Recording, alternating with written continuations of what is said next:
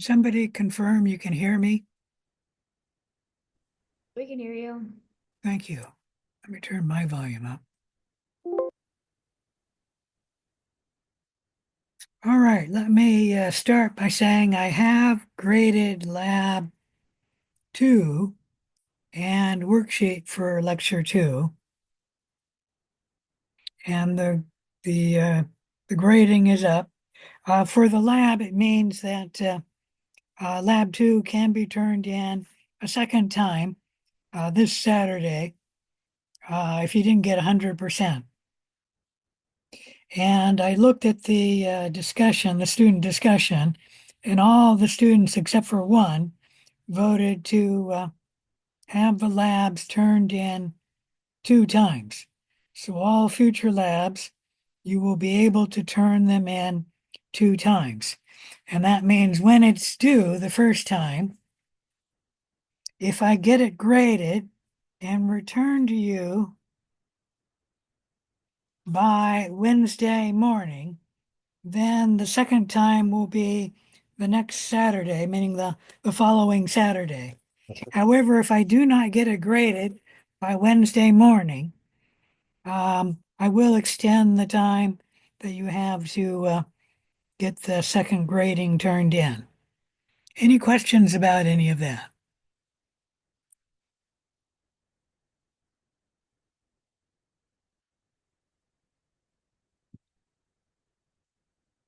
Please, on the worksheet, answer the questions only in the order they are in the worksheet. If you do not do that, you will not get full credit. And hopefully the future worksheets will be less confusing if not so many students have worked ahead and then I changed the worksheet. It caused the problem with worksheet 2. But I'm going to try and change the worksheets to make it so that there are, at least 40 questions on each worksheet. And some of the worksheets I need to make major changes on. I hope to get that done this week. All right, any questions about the grading or anything else? If not, we're looking at the schedule. Today is January 21st. We should be covering chapter 2 and finishing it. I'm hoping to finish it, and maybe even beginning chapter 3. Do note you do have a quiz this week. It's tomorrow, Wednesday, quiz 1, covering chapter 1, chapter 10, the start of chapter 2, labs 0, 1, and 2. Any question about anything? If not, let's begin with the lesson.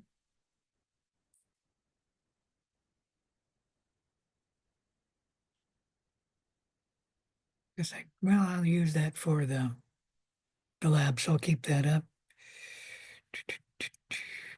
All right, I have that we were talking about organic compounds, and we discussed you can make an organic compound by dehydration synthesis, combining a monomer, in this case with a smaller monomer, or a small polymer, to make a larger polymer, and then water. And then you can make the monomer come off by adding water. The water then will split and join the smaller polymer and the monomer here. Let's talk about the first of the 4 biological molecules, carbohydrates. These include sugars, starch, and other complex carbohydrates. By the way, I should ask, is this where we ended up last time? Anyone?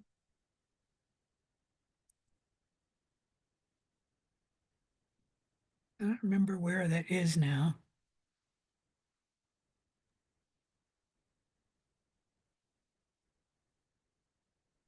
No, that doesn't help.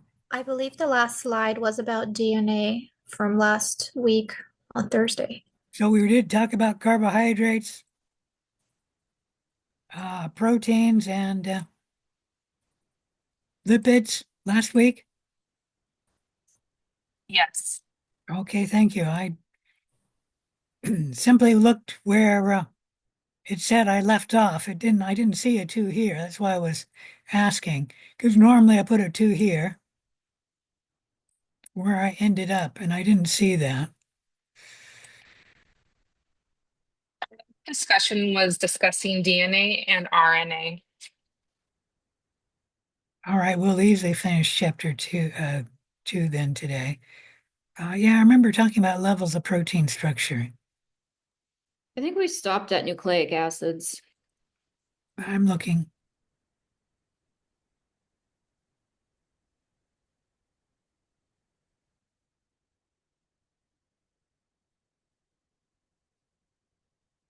Yeah, I don't see a two here where I've got. So did we talk about DNA and RNA? Yes, Yeah. we did. Thank you. I think it's two slides Oh, there over. it is. See, I couldn't. I changed the way this works. I used to be able to find um, under help how to get to two here, and I forgot where they move that to. Maybe it's in editing. Yeah, that's where it is. All right. So that's right. Uh, I did have a two here there. I just couldn't find it. And so we had talked about purines and pyrimidines and that a purine binds to a pyrimidine to make the complementary base. And the bases always pair A and T together and C and G together. And that pairing is by hydrogen bonds, two between the A and the T, and three between the C and the G. There you can see two hydrogen bonds between the A and the T. All right. DNA is composed of deoxyribose, the sugar, shown here, and a nucleotide containing base, in this case A, but it could be T or G or C, and then a phosphate, and that is the nucleotide right here. DNA is double-stranded, so normally in our cells, we find DNA a double-stranded molecule. One strand is held together with a chemical covalent bond. And that's the sugar phosphate backbone holding it together. Let me blow this up.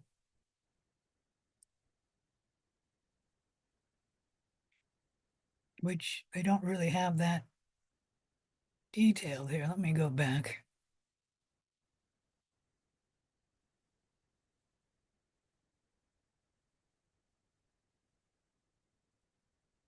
I don't see it at all. Let me end the show here.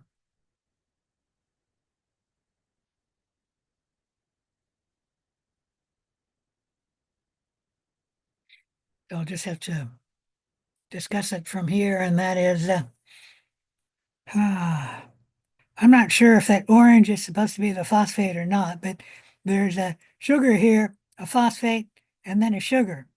And then off of that sugar, we have the nucleotide base, and it is off on the side of this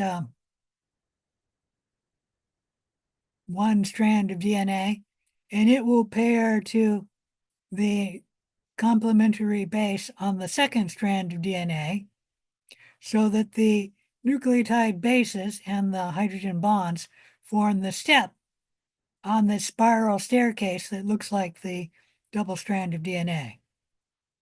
And it's actually the sugar phosphate backbone holding the DNA, one strand of DNA together. The two strands of DNA are only held together by the hydrogen bonds between the complementary nucleotide containing bases. Any question about any of that?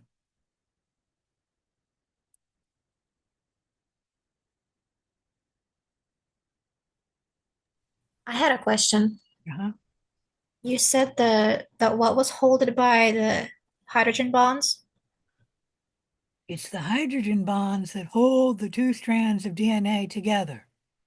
Okay, thank you. But the one strand of DNA is held together by a chemically covalent chemical bond. So a covalent chemical bond. So the one strand of DNA is held together very strongly, but the two strands of DNA would separate if you heated the DNA up. And all you have to do is heat it to 70 degrees Celsius. It's less than boiling temperature. I don't know what 70 degrees Celsius would be in Fahrenheit, but it's warm, but it's not, certainly it's not boiling, okay? And then you'll get a single strand of DNA if you heat it to 70 degrees Celsius because the hydrogen bonds will all break. And in our cells, let me say this, the hydrogen bonds break and reform all the time. So this hydrogen bond there can break, but the DNA will be held together by all the other hydrogen bonds, and then that will reform that one there, and then this one here will break. And they call that the breathing of DNA, where the hydrogen bonds break and then reform. And in our cells, like I said, these hydrogen bonds break and reform all the time because our cells are at 37 degrees Celsius or 98.6 degrees Fahrenheit.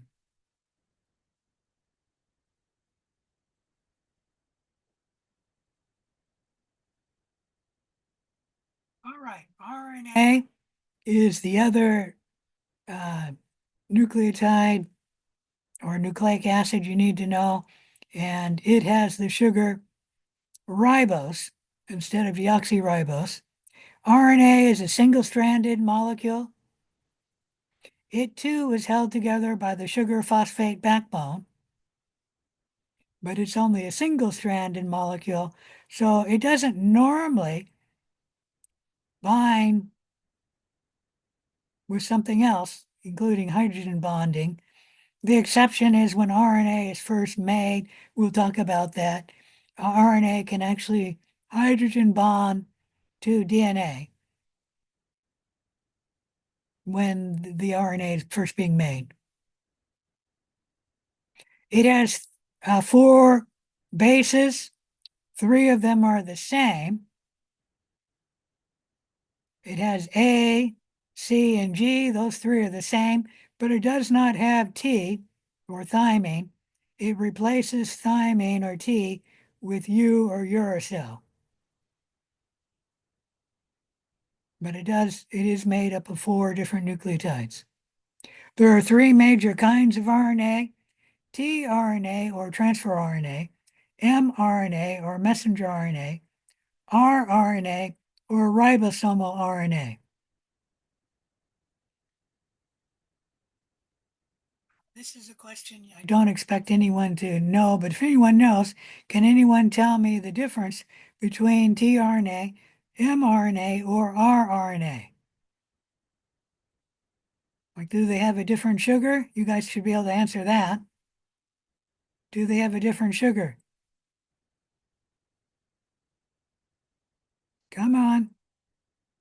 tRNA, mRNA, or rRNA? I've got it right there, people. Same sugar. Same sugar, thank you. And they have the same 4 nucleotide bases, A, U, C, and G. So what's the difference between tRNA, mRNA, or rRNA? Anyone have a guess? They have different roles. That's true. They do have different roles. They're all involved in protein translation, but they do play different roles in protein translation. So that is true. That wasn't what I was getting at. They do have different roles. But what I was getting at, there are difference in the sequence of the nucleotides to make up the tRNA, the rRNA, and the mRNA. The only difference is the sequence of the nucleotides.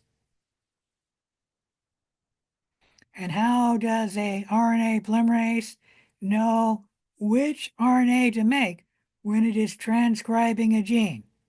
How does it know to make tRNA, mRNA, or rRNA? Anyone have a guess?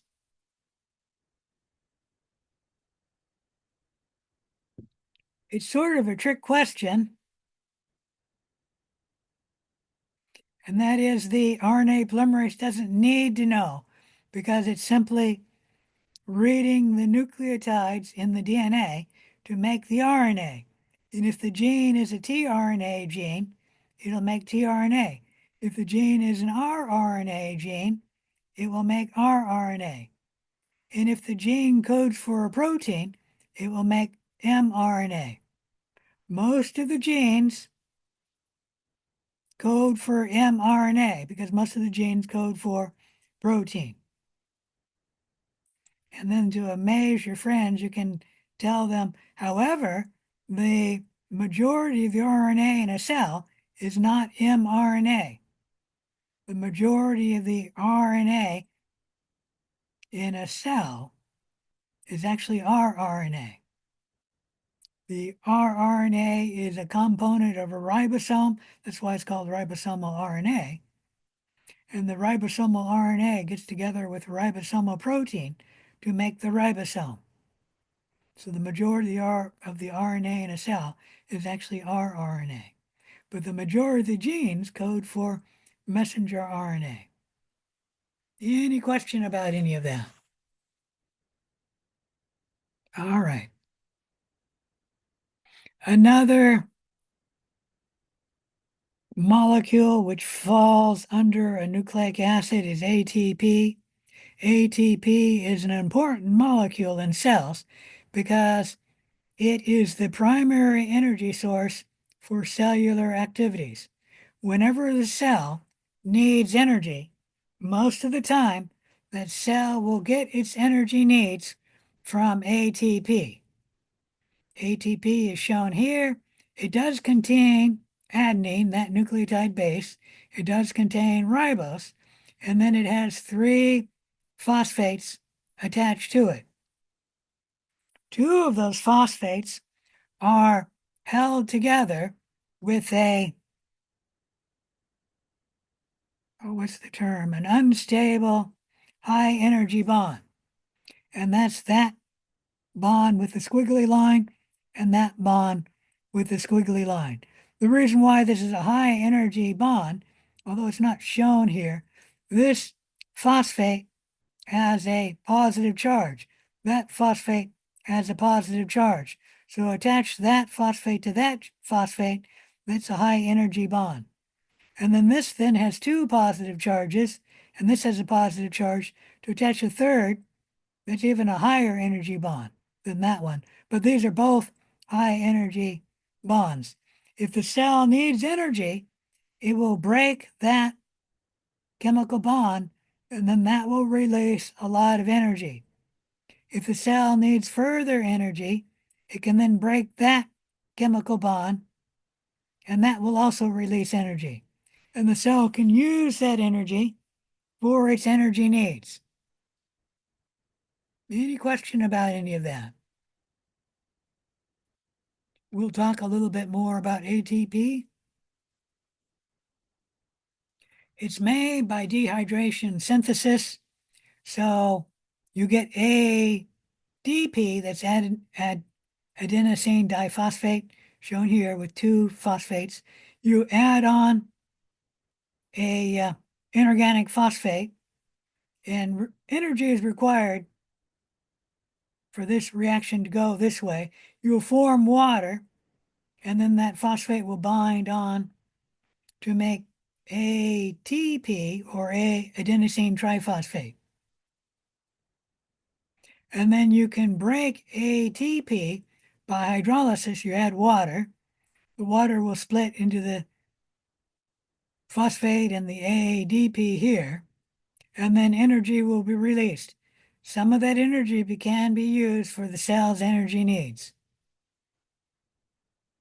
So ATP is used whenever the cell needs energy, and then when the cell has energy, it can make ATP. Assuming it has ADP and inorganic phosphate, it'll make ATP. So what purpose does ATP have in the cell? It's used as an energy currency. Whenever the cell needs energy, it'll split ATP into ADP, an inorganic phosphate, to obtain energy for its energy needs. And if it needs further energy, it can also split this second phosphate off. Any question about any of that? Anyways, ATP is known as the energy currency in cells. Whenever the cell needs energy, it normally takes it from ATP. And by energy currency, we mean currency is something we use to buy things with. Whenever the cell needs energy, it tends to use ATP to get its energy needs. All right, any questions about nucleic acids, ATP, DNA, or RNA? Any questions?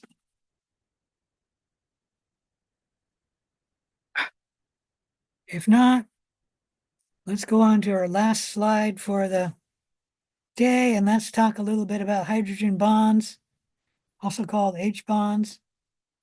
What molecules have we discussed in this lesson that have hydrogen bonds, giving the molecule important properties?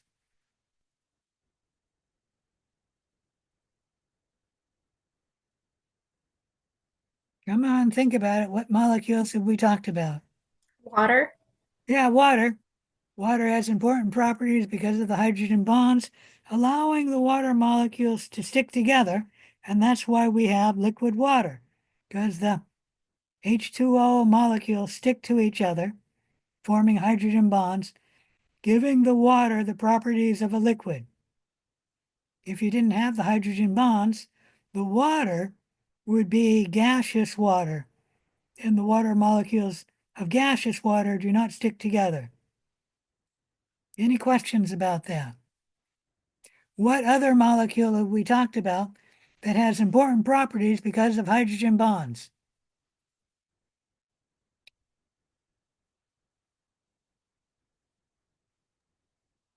Just talked about one, but we've talked about several. DNA. Yeah, DNA. It has important property. That's why the two strands of DNA hold together because of the hydrogen bonds. Proteins also have hydrogen bonds. Amino acids can interact with each other with hydrogen bonds. They can interact with other bonds, or other interactions, but hydrogen bonds is a major one. And we didn't talk about it, but carbohydrates also can form hydrogen bonds. And that's why sugar can dissolve in water.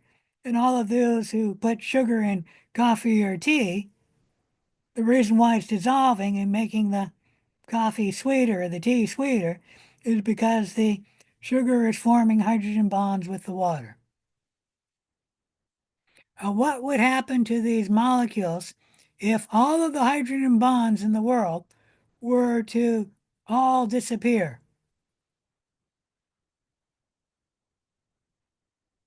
Pretty easy with DNA. What would happen if all the hydrogen bonds in DNA would break? Wouldn't exist. Oh, sorry, you can go. You wouldn't have what? You wouldn't have the DNA. Well, you wouldn't have a double strand of DNA. That's correct. What would happen to the water if all the hydrogen bonds were to break? You wouldn't even have H2O. Well, you would, but it would all be gaseous H2O. You wouldn't have liquid water, and you wouldn't have ice either, because all the hydrogen bonds would break. It's the hydrogen bonds which make the ice, and they do not break. That's why it's a solid.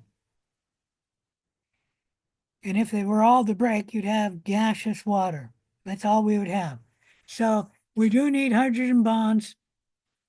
Otherwise, we wouldn't have the important molecules that we need for life. Any question about any of that? Or any questions about chapter 2? If not, let's move on to chapter 3.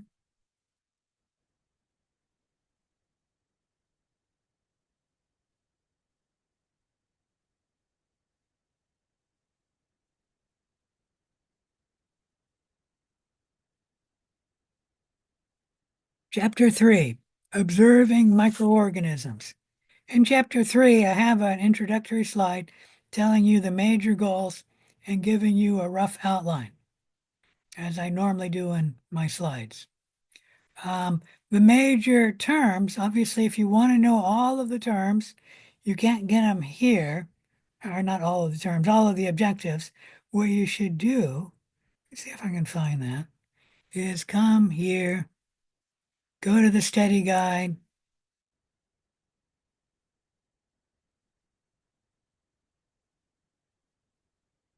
and at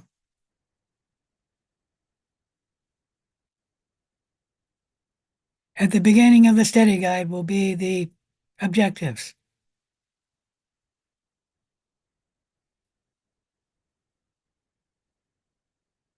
So these are only the major terms. Where is that? There it is.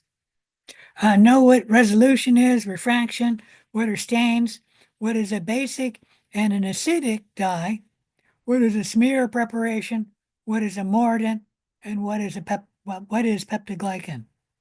That's 1. 2, understand the sizes of organisms and the properties of microscopes. 2a, understand the major differences between a light microscope and an electron microscope. And then 3, understand why staining improves resolution. And 3a, you should know the 3 types of stains. We'll talk about each. There are simple stains, differential stains, and special stains. And 3b, understand the Gram stain, its procedure, and the basis of its differential staining. We'll talk about the Gram stain in depth when we talk about chapter 3. Any question about any of that?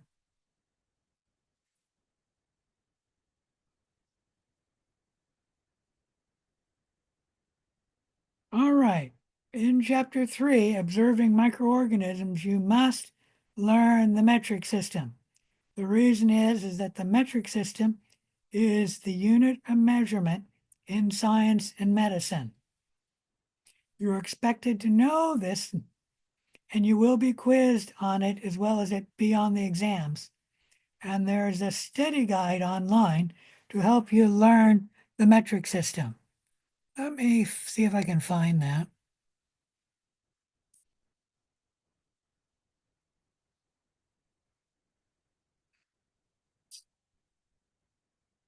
Optional metric quizzes. When you click on one of these links, I'm going to open in another tab. It looks like it's not working. Actually, that is working partly. Let me open another one. Ah, there it is. Normally you see a page like that. That's because Canvas cannot open most pages inside a Canvas. But you see that link there? Just click on that link there, and that's the same thing you clicked on to get here. And then it'll open another window. Click the Start Now. This is a little different. And then it gives you a quiz. The metric measurement for temperature is what? Seconds, ounces, Fahrenheit, Celsius. Celsius. Correct. Fahrenheit's the temperature we use in America, but Celsius is what we use in science. And correct answer will show in green. It'll tell you the correct answer, your response. Terrific feedback. And then the next question. Currently, the United States uses both the metric and customary systems. The customary system, neither system, or the metric system. Both. In a sense, we are starting to use both. Mostly we use the customary system. I'm going to make neither system because I know that's wrong and submit an answer. And it tells you, sorry, try again. How do I try again? I got to go back, I guess. It really is both because we do use a little bit of metric, not talking about science and medicine, but like on the road signs, when it tells you go 60 miles per hour, it'll have in small print underneath it how fast to go, kilometers per hour. And they're putting that on the signs. I don't know if all of them are that way, so that somebody who comes from out of the United States and is driving around will know what speed to drive at. Although most cars nowadays will tell you both the English system, which here it's calling the customary system, and then below that it'll have the metric system. But on older cars, they didn't have that. So let's go there and see if that's the correct answer. Cannot use the back button. Oh, that's nice. I'm not sure how to do that. Let me try this all over again. Because I'm trying to get 2 in here. Well, that didn't work.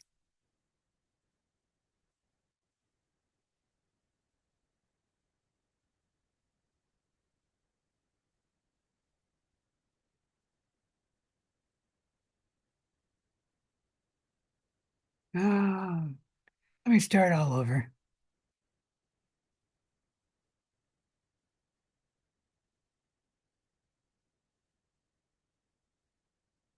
For some reason, this isn't starting all over. I don't know why. Let's go back here. Just open another window.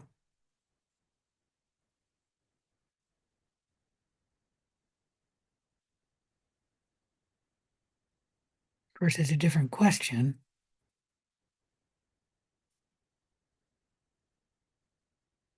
Yeah, it's going to be a different question now, so I can't get back to that question.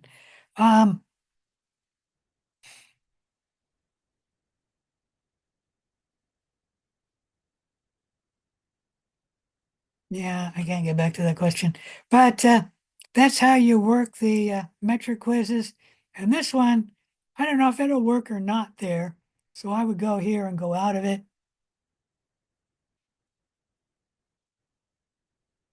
And do not hit that start button there. Come down here. The base unit of the metric system for length is the meter.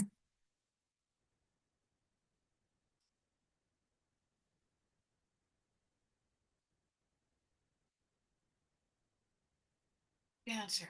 If you hit that start there, it'll try and download something on your computer. So you have to be careful about this. But B, the correct answer. All right. These are just some tools to help you learn metric.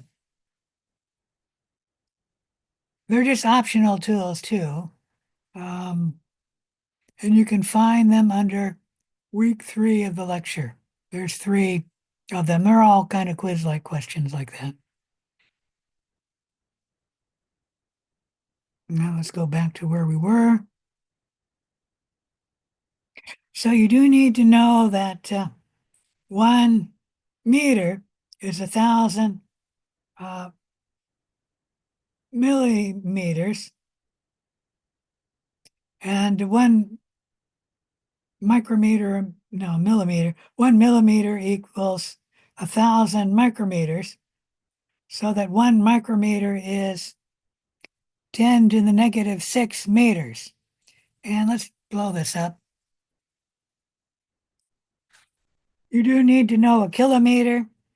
Kilo is 1,000 meters. You need to know a meter. That's the basic unit for length. And you don't need to know a decimeter, but you should know a centimeter. That's 1/100th of a meter. And then a millimeter is 1/1000th of a meter. You should know a micrometer. That's 1/1,000,000th, or 1 times 10 to the negative 6 meters.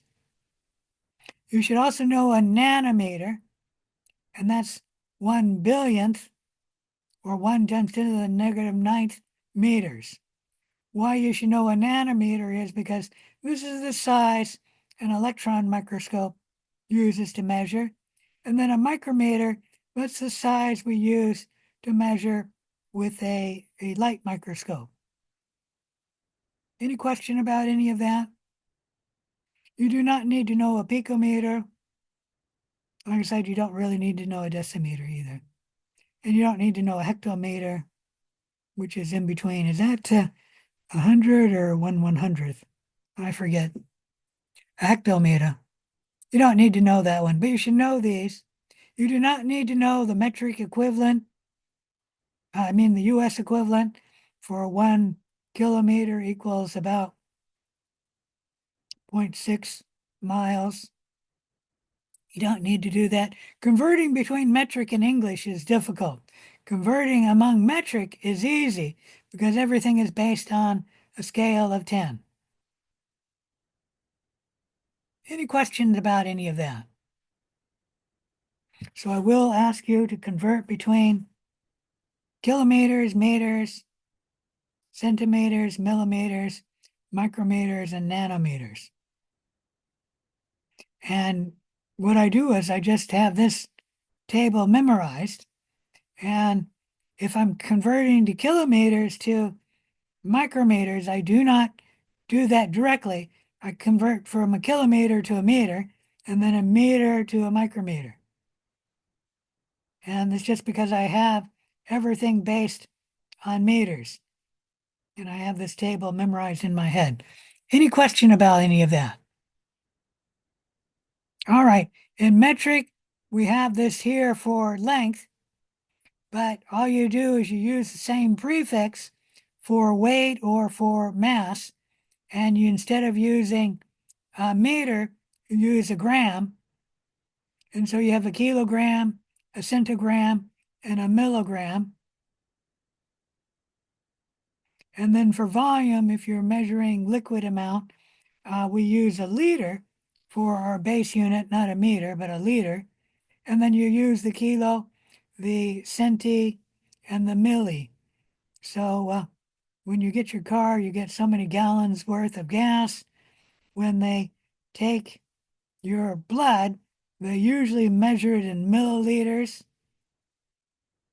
You could measure it in centimeters, but usually milliliters.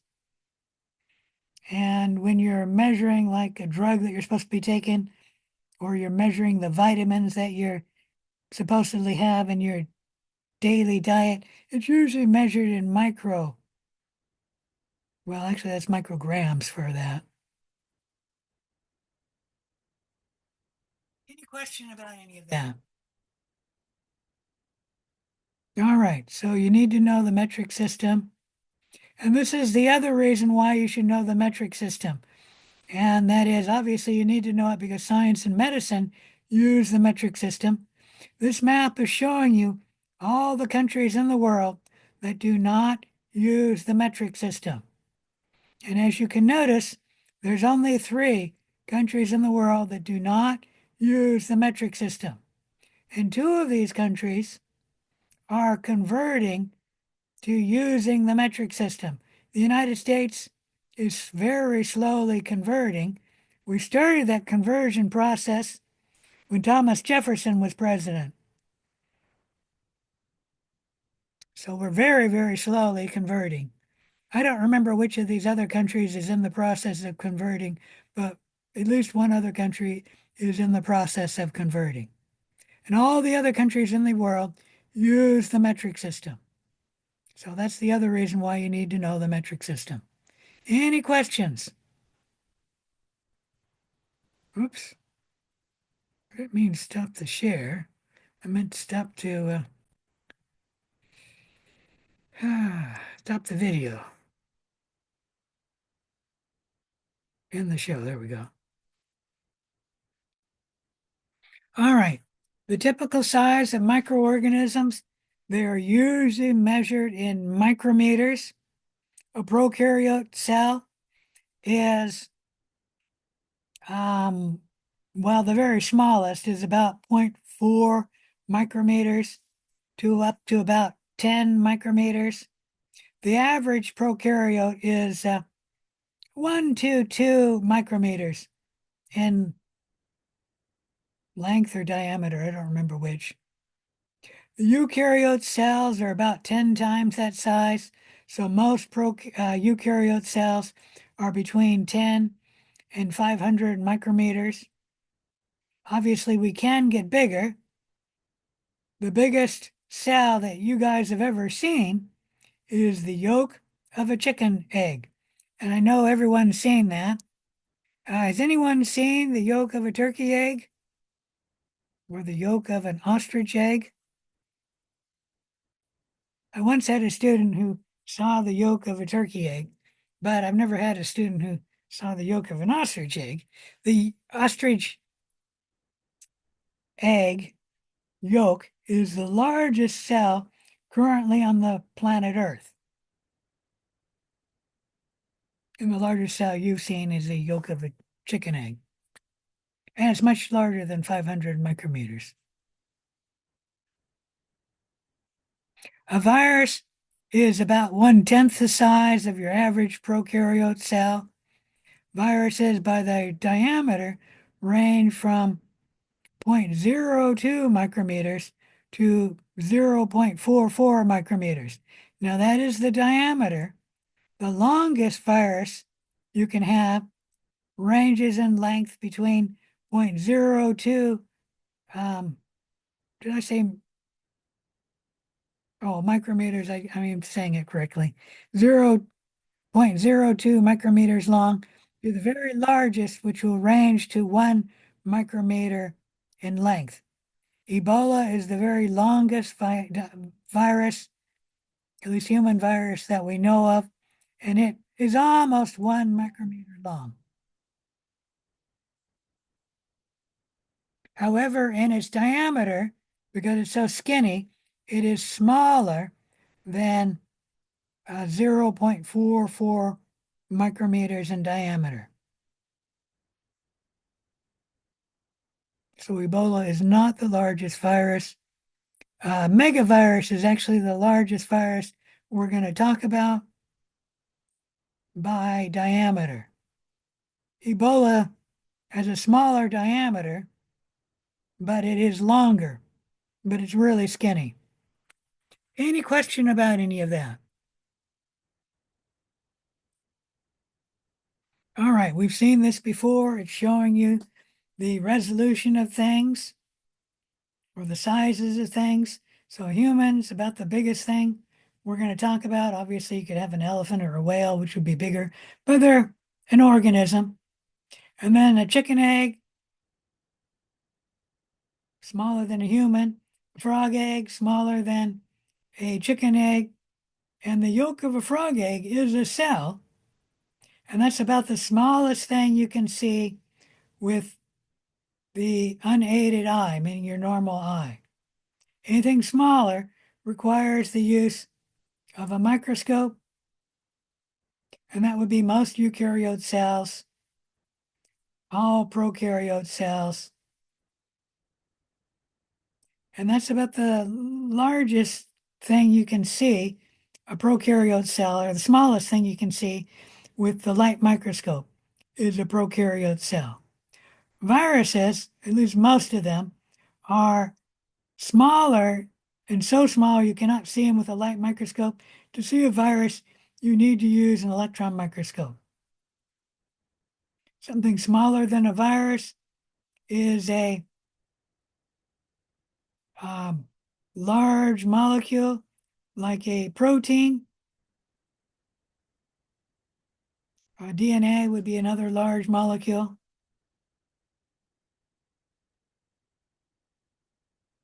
Let's see if I can shrink that down. I can't.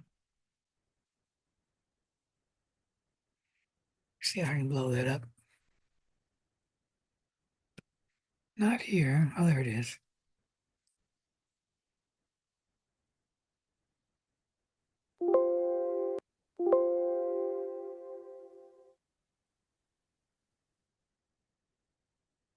Oop, too far. Smaller than a large molecule like a protein will be a small molecule like water, and smaller than that is an atom. There are things smaller than an atom, but we're not going to talk about them in this class. Please note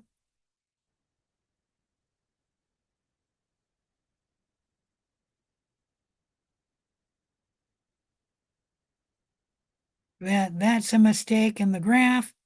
that should not be 1 micrometer, because obviously that's 100 micrometers, and that's 1 micrometer is smaller than 100 micrometers, and that should be larger. That's actually 1 millimeter. The author made a mistake when he published this. That should be 1 millimeter there. And then there's 1 micrometer right there. Any question about any of that?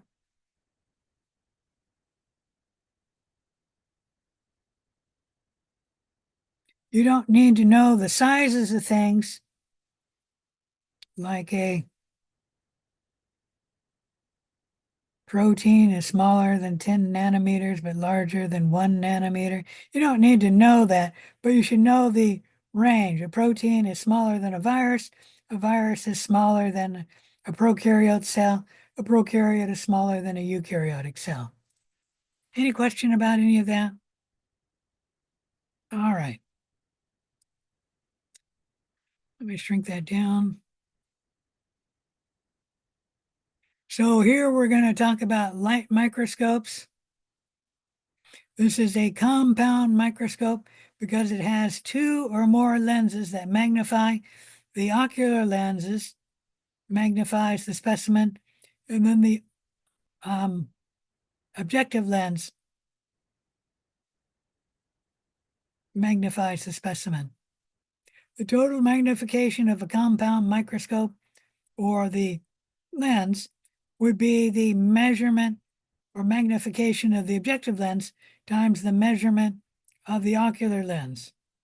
Typical compound light microscopes have a 4x objective lens, a 10x objective lens, a 40x objective lens, and a 100x objective lens. The ocular lenses on all the microscopes at Clark College, at least all the microscopes I know of, are only magnified 10 times, but the best microscopes can magnify with an ocular lens of 20 times. Any question about any of that? All right, you know the different parts of the microscope shown here and shown here. We went through that in the lab. For those of you who had the 230 lab, we'll go through that, the parts of the microscope in the 630 lab. This is showing you a simple microscope. It only has 1 lens to magnify. So a simple microscope is really a super duper magnifying lens because it only has 1 lens that magnifies. And this is actually a replica of the microscope that Antony van Leeuwenhoek used, as well as he built it, even ground down the lens.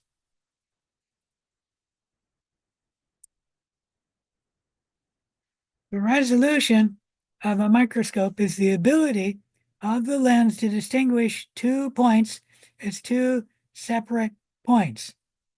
A microscope with a resolving power of 0.2 micrometers can distinguish between 2 points that are 0.2 micrometers or greater apart from each other.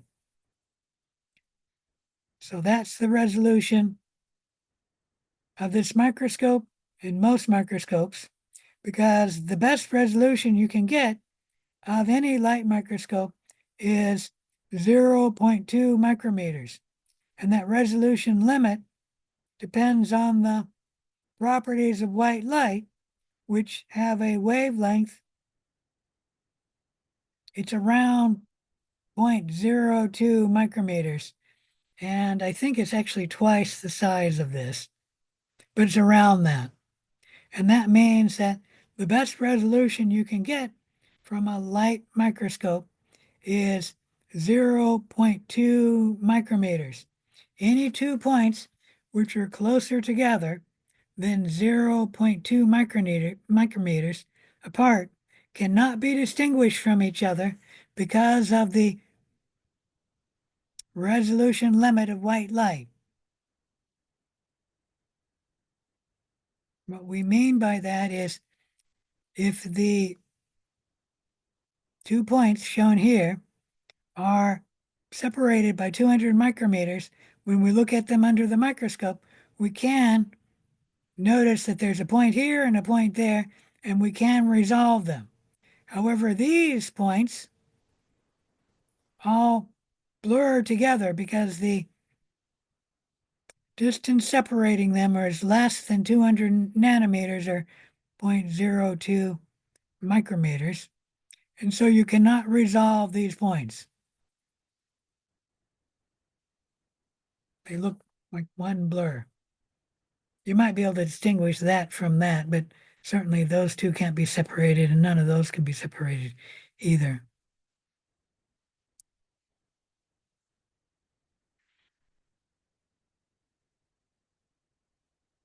The best compound light microscope you can get is one with a total magnification of 2,000 times. That's a 20x ocular lens, and then 100x objective lens or oil immersion lens. So the total magnification, the best you can get is 2,000 times.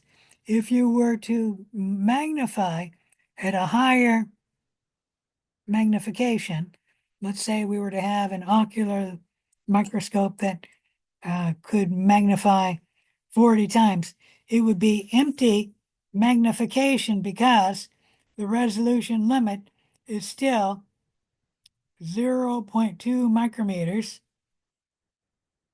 2 points, closest they can be is 0.2 micrometers, or else you cannot resolve them. So even if you magnify higher, you will be empty magnification because you will not be able to resolve these points even if we increase the magnification. And that's because of the limitation of white light. The best magnification you can get is 2,000 times due to the properties of white light. Any further magnification is empty magnification. It does not give you better resolution. Any question about any of that?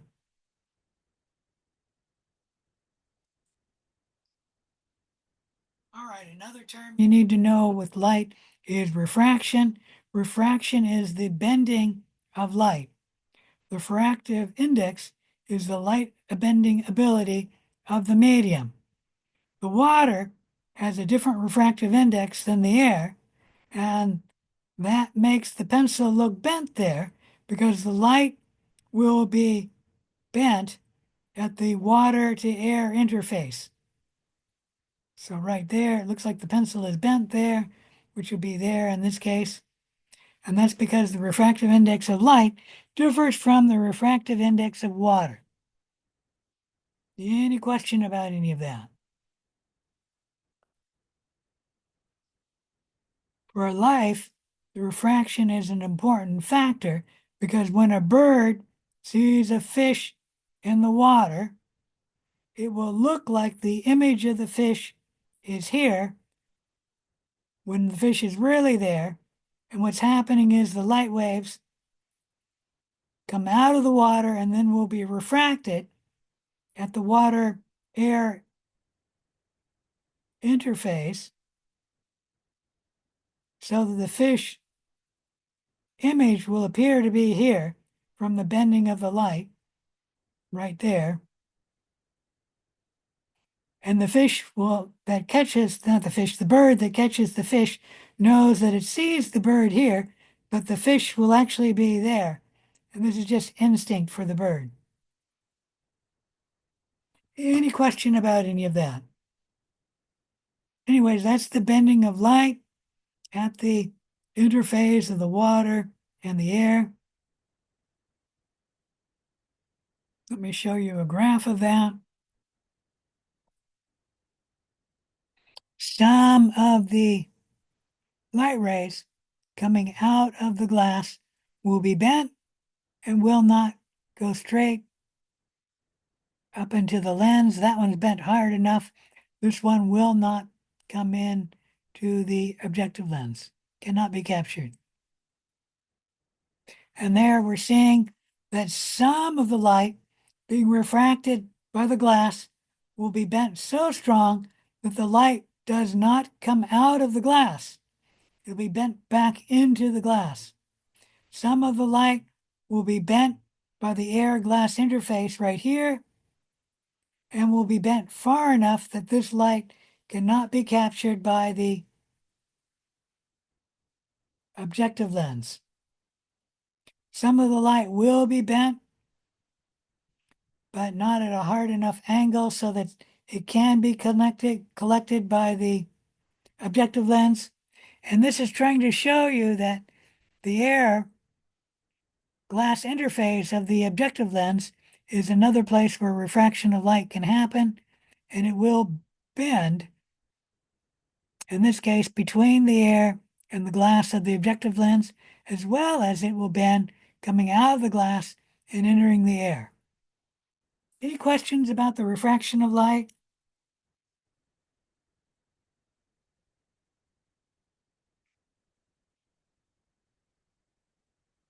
All right, and this is showing you how when we use oil, we essentially remove the refraction of light so that this light coming out of the glass, which is the equivalent of that one, will not be refracted at the glass oil interface because the refractive index of oil is the same as the refractive index of glass. So that light will not be bent. However, it will not be collected by the objective lens either. And then this, let's talk about this one. This light ray is not refracted regardless of whether it goes through the air or goes through the oil, and it will be collected by the lens, obviously, because it's just a straight ray. It's really not being refracted. And then this one will be not refracted. It was refracted before. It will continue to be collected by the lens. And then this one here will not be refracted, collected by the lens. It's equivalent to 4A over here, where it was bent coming out of the glass. Something. Somebody's got their your microphone on. Can you turn that off, please? It's Mercy. You have your microphone on. It's my baby.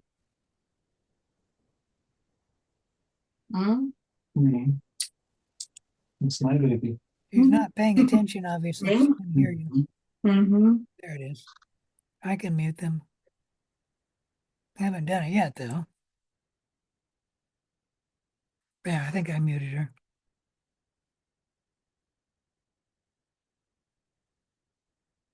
Wasn't Mercy either. Or maybe I didn't look right. But the point is this light ray with oil will not be refracted, and it's at a steep enough angle that it can be collected by the objective lens. And this one here, it's at a steep enough angle that when it's bent by refraction, it cannot be collected by the objective lens, so that more light will get in to the objective lens if we use the oil than if we don't use the oil. And that will improve the resolution of the image when we use oil. And that's the purpose of using oil. To keep the light from bending away from the lens, and that will reduce the refraction of light, in this case, remove the refraction of light, so that more light can be collected by the objective lens, and that will give you the better resolution, the better clarity when you're seeing the image. And that's simply because the refractive index of oil is the same refractive index as glass, so the light will not bend when leaving the glass, entering the oil, and then leaving the oil and entering the glass. Any question about refraction?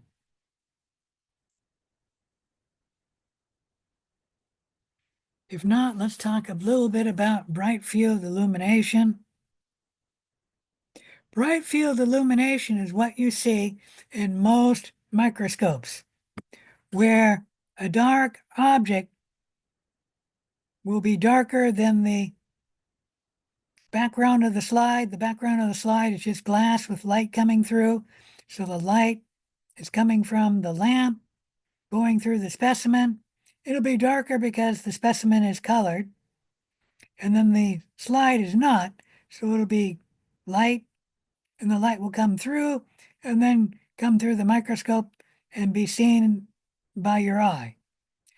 Bright field illumination is used in the microscopes in our lab.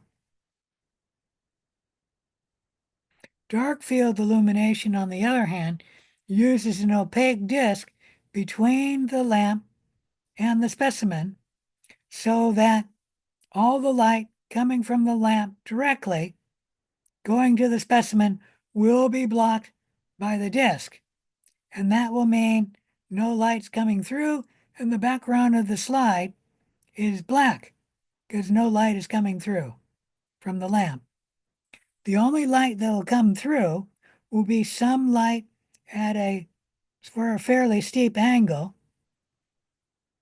And the light, when it hits the specimen, will be refracted so that that light will be refracted into the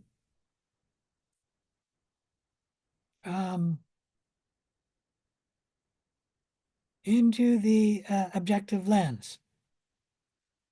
And kind of sort of see it there. And the point is that this light coming out would normally go through the specimen and then be at such an angle that it would not be collected by the lens. That's why the background of the slide is black. But some of the light at a steep angle goes through the specimen and will be refracted by the specimen, and it will be refracted at an angle so it can be collected by the objective lens. And that's why we can see the specimen here lighter than the background of the slide. It is slightly darker than the specimen here because there's less light coming through the specimen than there is here. That's why it's slightly darker here than there. But this is all refracted light, and that's why we can see the image against a dark background which has no refracted light coming through, and that's why the background of the slide is dark. Any questions about any of that? Now, you need to know about bright field illumination. I can ask you anything about it. Dark field illumination, you only need to know the concept. The immediate light coming out of the lamp is blocked by an opaque disc, while the background of the slide is dark, and the only light coming through is light that is refracted from the specimen, and refracted at an angle so it can be collected by the objective lens. Any question about bright field illumination or dark field illumination?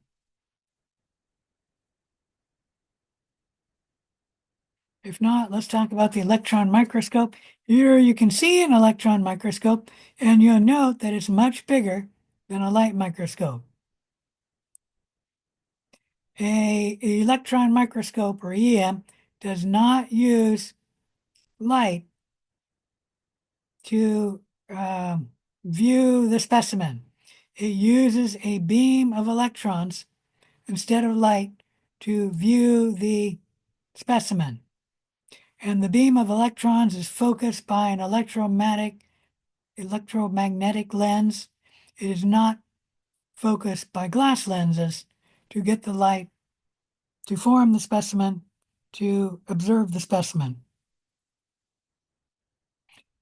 Electrons have a shorter wavelength. You don't need to know the size, but it's 100,000 times shorter than visible light. which gives greater resolution. It also allows the examination of viruses and internal structure of cells, shown here. And then you can see the external scan of cells where you're only seeing the external features of the cell. And these are actually two different electron microscopes. The first, oops, too far. The first is a transmission electron microscope, sometimes abbreviated TEM. And this is a scanning electron microscope, or SEM. What do you notice between the difference between these two electron microscopes? This is a transmission electron microscope. That is a scanning electron microscope.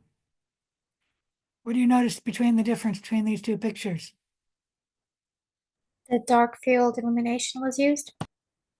It may have been, but that's not what I was getting at. I'm not sure why that's dark. It could be just what they had in the background. Dark field illumination, to my knowledge, isn't even used with electron microscopes, but I'm not sure. No, that's not. I'm trying to say what's different between the cells, between an electron microscope and a scanning electron microscope. What do you notice that's different that you can see between the cells?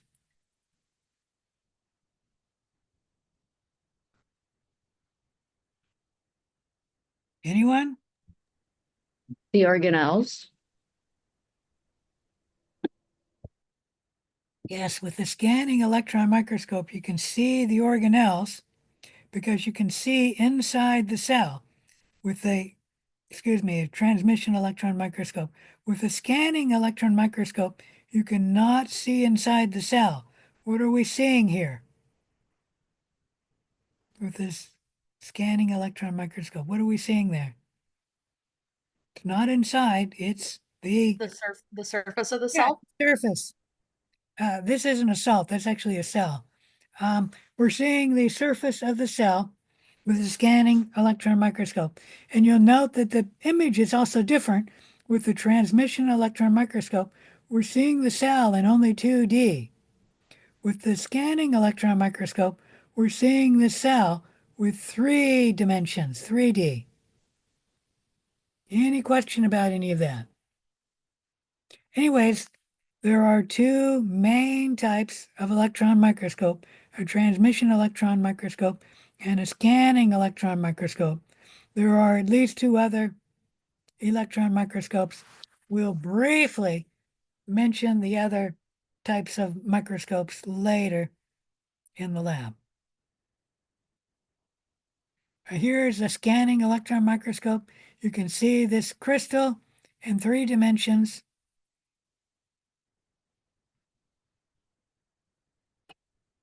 You're only seeing the surface of the crystal. You can't see inside the crystal. And then there's a transmission electron microscope seeing inside a chloroplast. You don't see the surface of the chloroplast. What you're seeing is, I think that's one of the membranes of the chloroplast. We're seeing inside the chloroplast. 2-dimensional image, 3-dimensional image. The surface inside the cell.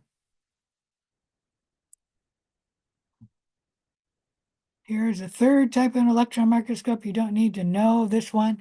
It's called the scanning tunneling microscope. You will not be examined on it. You will not have quiz questions on it. But it is a third type of an electron microscope using a metal probe to scan a specimen.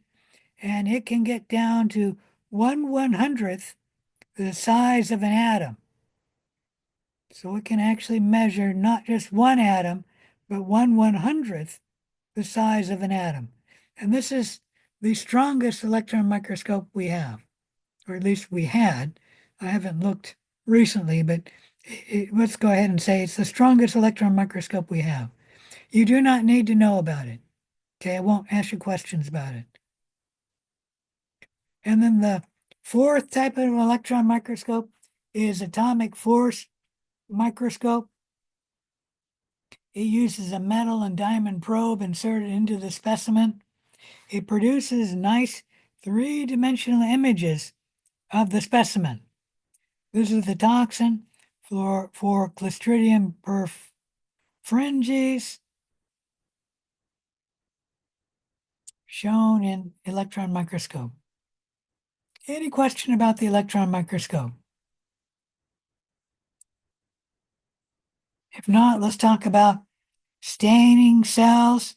Here we have two preparation of smears that we set up to observe under the light microscope. Let me blow this up a little.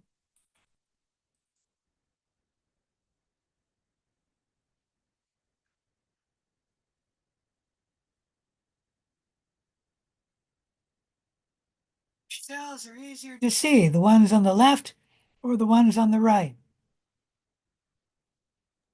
Right. The cells on the right are easier to see. The only difference between these cells and these cells is this cell has been colored by a dye. The dye increases the contrast between the specimen. Come on, specimen. And the background of the cell, in this case, which is glass and water. And that's all the dye does, increasing the contrast between the specimen and the background, which in this case is glass with water, which is pretty transparent, right? The glass and the water are transparent. And these cells are mostly water. There is no dye applied.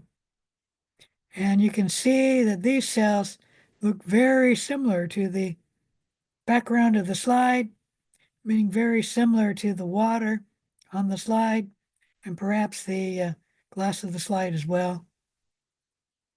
And there's a cell right there.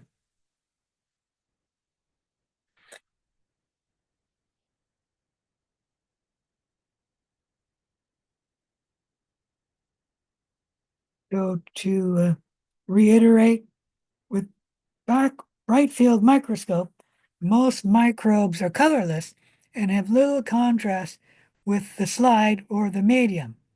And to see the cell, at least to see them well, you really need to add a dye to change the color of the specimen so its contrast will stick out from the background of the slide. So all the dye is doing is increasing the contrast between the specimen and the background of the slide.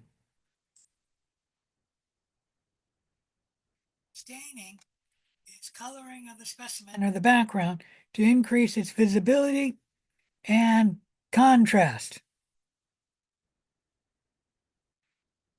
Any question about staining? Before you stain a slide, you usually want to make a bacterial or a microbe smear. A smear is a thin film of solution with a layer of microbes on the slide. Ideally, a bacterial smear should not have the cells more than one layer thick. So prior to staining, the microbes are put on a glass slide to make the smear. And then the smear is usually air dried and then heat fixed. And that's to attach the microbes to the glass of the slide. It has the added advantage that the heat fixing of the slide or the cells on the slide tends to kill most cells. So the cells are safer to work with.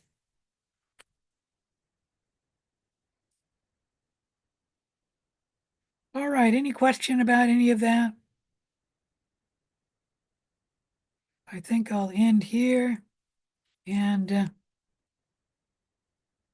we will pick up from here next time. Could I ask a question about the quiz that's going to be for tomorrow? Uh-huh. I just wanted to know if we only get one chance or do we get two chances to take the quiz? On all the quizzes except for the practice quiz, you only get one chance. Oh, okay. Um, and then I know that in the syllabus it mentions that we can do open notes. Is that going to be an issue with the lockdown browser? Do we have to show the notes in the camera, or how do you want us to do that? I'm not entirely certain how Respondus lockdown browser and the, what is it, the monitor work, but you had practice on that on the prior quiz and the Plagy quiz. So just do whatever you did on those quizzes. You may use notes and the book on the quizzes. However, realize that these quizzes are timed. And so you will only be able to look up one or two answers. And if you look up more answers, you'll run out of time on the quiz. And then the questions you do not answer will be marked wrong. Okay, thank you. Know the information in advance. And if you need to look up an answer or two, make sure that those are the only two you look up, because otherwise you'll run out of time. All right? Any questions? If not, I'll see those of you in the lab at 6:30 and the rest of you in the lecture in the future. Bye.